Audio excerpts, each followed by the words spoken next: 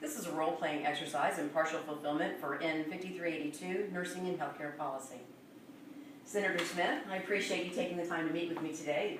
I'd like to discuss with you a bill that I'm tracking as part of my graduate nursing studies. Addressing the nursing shortage in America continues to be a focus in healthcare. There's concern about what is now the biggest shortage of registered nurses in American history. So it's projected that the nursing shortage is to intensify as our baby boomer generation ages and then considers retiring. A greater healthcare need is required, especially at a time when the shortage is not bound by culture or race, but just great nursing care.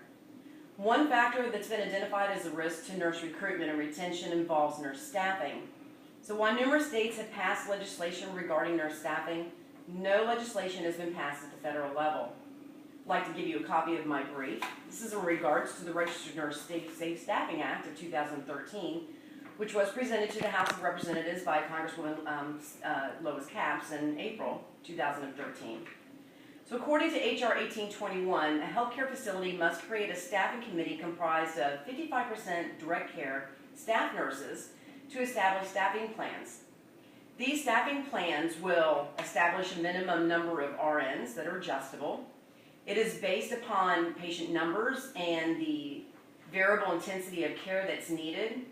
It takes into account the level of education, training, and experience that RNs have providing care. Also, it takes into account the staffing levels and services that are provided by other healthcare personnel associated with nursing. It also will consider staffing levels that come from recommendations from many of the specialty nursing organizations. And also, it will take into fact some of the impact of delivery care that includes the geography of the unit as well as available technology. Also included in this bill is a protection for whistleblowers who file complaints regarding unsafe staffing. Next week, I have the pleasure of interviewing Dr. Karen Daly, who is the current president of the American Nurses Association. According to the ANA, optimal staffing is essential in order to provide optimal patient care. As not only a supporter of this bill, but also as a major contributor, the ANA encourages all nurses to take an active role in advocating for the profession of nurses. As a nurse myself, the first step I took was to join the ANA, and now I'm reaching out to legislators such as yourself to gain legislative support for all nurses.